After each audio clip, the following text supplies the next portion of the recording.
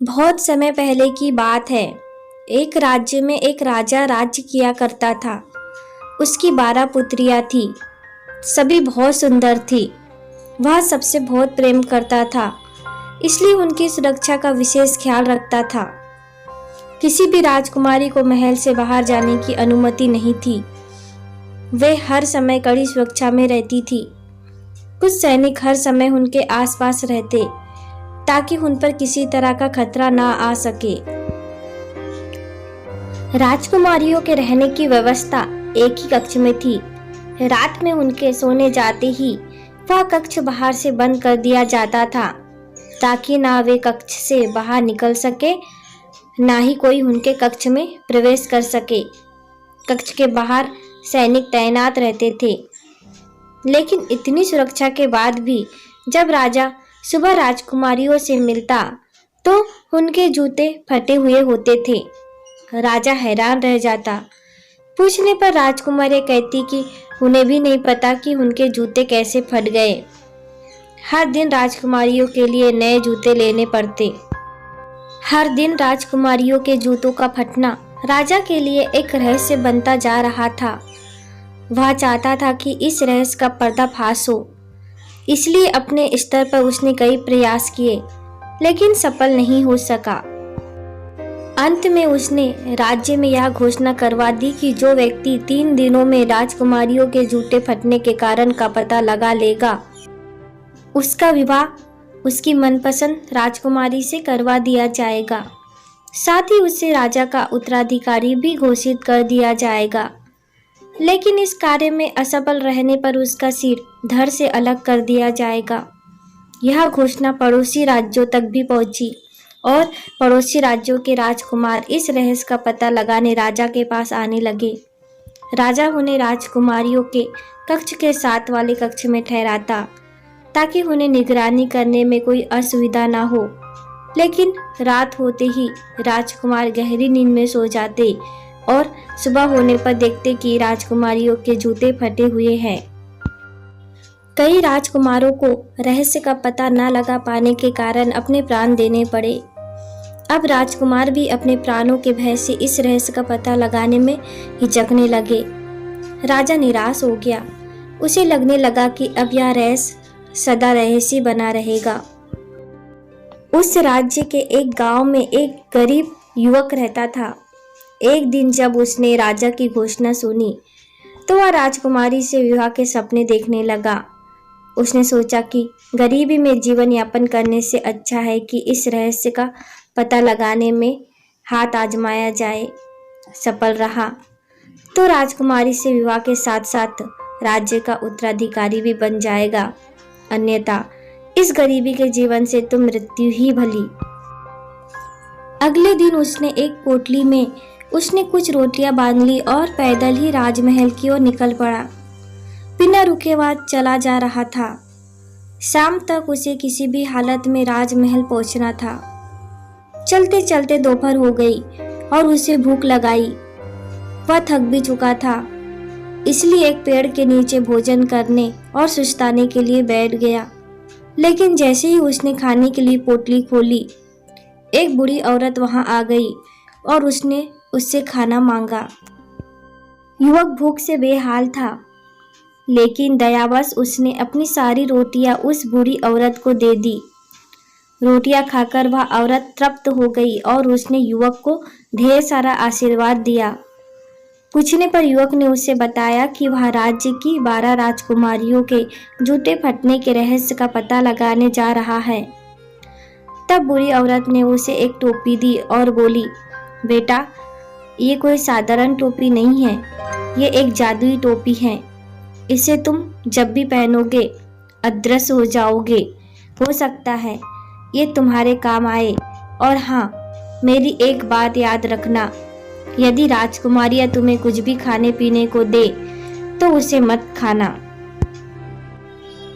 टोपी लेकर युवक ने बूढ़ी औरत से विदा ली और महल की ओर चल पड़ा। शाम होते तक वह महल पहुंच चुका था।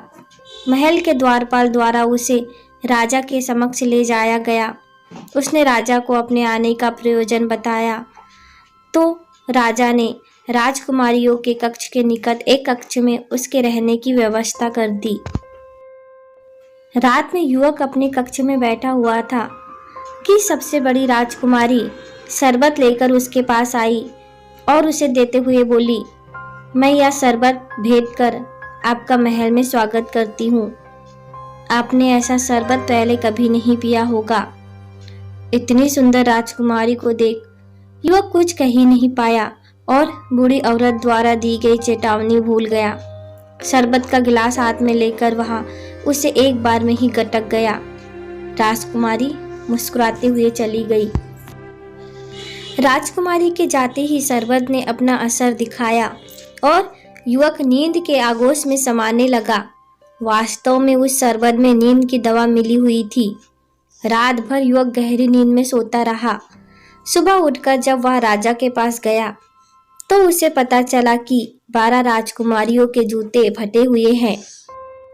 राजा ने उसे बताया कि अब उसके पास मात्र 2 ही दिन का समय शेष है।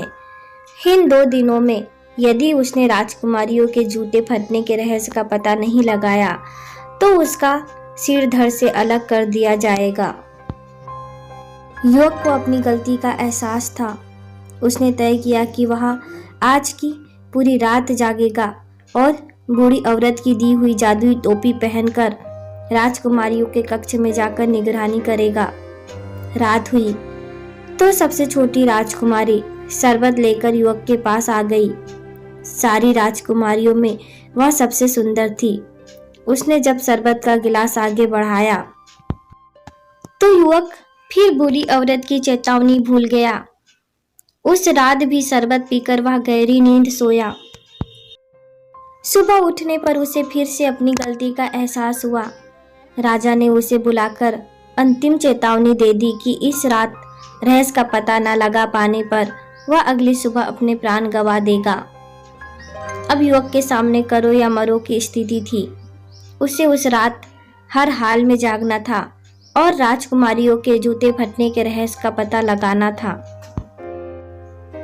रात में फिर से छोटी राजकुमारी शरबत लेकर उसके पास आई, लेकिन इस बार वह सावधान था। उसने शरबत का गिलास ले तो लिया लेकिन पिया नहीं। राजकुमारी के जाने के बाद उसने शरबत खिड़की से बाहर फेंक दिया। शरबत न पीने के कारण इस बार उसे नींद नहीं आई। देर रात वह पूरी औरत की दी हुई जादुई टोपी पहनकर 12 राजकुमारियों के कमरे में चला गया। जादुई टोपी के कारण वह अदृश्य था। कोई उसे देख नहीं पा रहा था, लेकिन वह सब कुछ देख रहा था। उसने देखा कि सभी राजकुमारियां सुंदर वस्त्र और नए जूते पहनकर सज धज कर तैयार है। युवक ये देखकर हैरान था। उसे समझ नहीं आ रहा था कि रात के इस पहर राजकुमारियां इतनी तैयार क्यों हैं। तभी सबसे बड़ी राजकुमारी सबसे छोटी राजकुमारी से बोली, जाओ जाकर पता करो कि वह युवक सोया है या नहीं। छोटी राजकुमारी युवक के कक्ष की ओर की दीवार पर कान लगाकर खड़ी हो गई और उसके खर्राटे सुनने की कोशिश करने लगी। युवक समझ गया कि उसे खर्राटे की आवाज निकालनी होगी ताकि राजकुमारियां उसकी ओर से निश्चिंत हो जाए। वह अदृश्य अवस्था में दीवार के पास जाकर खर्राटे की आवाज निकालने लगा, जिसे छोटी राजकुमारी को लगा कि वह सो गया है। उसने सारी राजकुमारियों को ये खबर दे दी। फिर सबसे बड़ी राजकुमारी ने 12 बिस्तरों में से एक बिस्तर खिसकाया और 3 बार ताली बजाई। ताली बजाते ही वहां की जमीन एक ओर खिसक गई। वहां एक गुप्त मार्ग था जहां नीचे की ओर सीढ़ियां बनी हुई थी। सभी राजकुमारियां एक एक कर उस गुप्त मार्ग में बनी सीढ़ियों से नीचे उतरने लगी। युवक भी उनके पीछे हो लिया। सीढ़ियां खत्म होने पर एक घना जंगल पड़ा। उस जंगल में लगे पेड़ों की डालियां सुनहरी थी। युवक ने एक सुनहरी डाली तोड़कर अपने पास रख ली। जंगल पार कर राजकुमारियां एक झील के किनारे पहुंची, जहां 12 नावों में 12 राजकुमार उनका इंतजार कर रहे थे। सभी राजकुमारियां एक एक नाव में बैठ गई। युवक सबसे छोटी राजकुमारी की नाव में बैठा। नाव में बैठकर राजकुमारियां नदी पार करने लगी। छोटी राजकुमारी को अपनी नाव कुछ भारी प्रतीत हो रही थी, होती भी क्यों ना। युवक उसमें बैठा हुआ था। उसने पास ही एक दूसरी नाव में बैठी अपनी बड़ी बहन को ये बताया तो वह हंसने लगी और बोली, लगता है आज वह नींद में है। फिर छोटी राजकुमारी कुछ न बोली। कुछ ही देर में नाव नदी पार पहुंच गई। सभी राजकुमारियां राजकुमारों के साथ नाव से उतरी और आगे बढ़ने लगी। कुछ ही दूर रोशनी से जगमगाता एक शानदार महल था। उस महल में संगीत गूंज रही थी। राजकुमारियां महल के अंदर चले गई। युवक भी पीछे पीछे महल में चला गया। वहां उसने देखा कि कई युवक और युवतियां एक साथ नृत्य कर रहे हैं। राजकुमारियां भी राजकुमारों के साथ नृत्य करने लगी। युवक को अब 12 राजकुमारियों के जूते फटने का कारण समझ आ। वह एक किनारे पर खड़ा होकर सबको नृत्य करते देखने लगा। थोड़ी देर बाद उसे भूख लगने लगी। उसने देखा कि उस कक्ष के एक किनारे पर रखी मेज पर ढेर सारे पकवान सजे हुए हैं। उसने एक मिठाई उठाई और अपने मुंह में डाल ली। उसी समय सबसे छोटी राजकुमारी की नजर उस ओर चली गई और उसने मिठाई को हवा में उड़ते और गायब होते देख लिया। यह देख वह डर गई। वह सबसे बड़ी राजकुमारी के पास गई और यह बात बताई तो वह बोली, लगता है तुम आज खुली आंखों से सपने देख रही हो। छोटी राजकुमारी क्या कहती, वह चुप हो गई। इधर युवक ने वहां रखे बर्तनों में से एक सुनहरा प्याला उठाया और अपने पास रख लिया। राजकुमारियां रात भर नृत्य करती रही। फिर सुबह होने पर महल से निकलकर नाव में बैठकर नदी पार कर जंगल से होते हुए सीढ़ियां चढ़कर गुप्त द्वार से अपने शयन कक्ष में आ गई। युवक भी उनके पीछे पीछे वापस आ गया। कुछ देर में ही राजा का बुलावा आ गया। जब वह दरबार पहुंचा तो 12 राजकुमारियां भी वहां उपस्थित थी। उनके जूते फटे हुए थे। राजा ने युवक से पूछा, क्या तुम राजकुमारियों के जूते फटने का रहस्य पता लगा पाए? यदि नहीं तो अपनी अंतिम सांसें ले लो। युवक बोला, महाराज, मैंने इस रहस्य के बारे में पता लगा लिया है। और उसने रात की पूरी घटना राजा को बता दी। प्रमाण स्वरूप उसने जंगल में पेड़ से तोड़ी सुनहरी डाली और महल से उठाया सुनहरा प्याला राजा के समक्ष प्रस्तुत किया। राजा ने जब राजकुमारियों से इस बारे में पूछा तो उन्होंने भी ये बात स्वीकार कर ली। राजकुमारियों के जूते फटने का रहस्य उजागर हो चुका था। राजा ने अपना वचन निभाते हुए युवक से पूछा कि वह किस राजकुमारी से विवाह करना चाहता है। युवक ने सबसे छोटी राजकुमारी से विवाह की इच्छा जताई। राजा ने युवक का विवाह सबसे छोटी राजकुमारी से करवा दिया और उसे अपना उत्तराधिकारी घोषित कर दिया। इस तरह अपनी नेकदिली और निडरता से एक साधारण युवक उस राज्य का उत्तराधिकारी बन गया। अगर आपको ये कहानी पसंद आई होगी तो इसे लाइक कीजिए और शेयर कीजिए। और अब तक आपने हमारे चैनल को सब्सक्राइब नहीं किया है तो प्लीज़ हमारे चैनल को सब्सक्राइब कीजिए।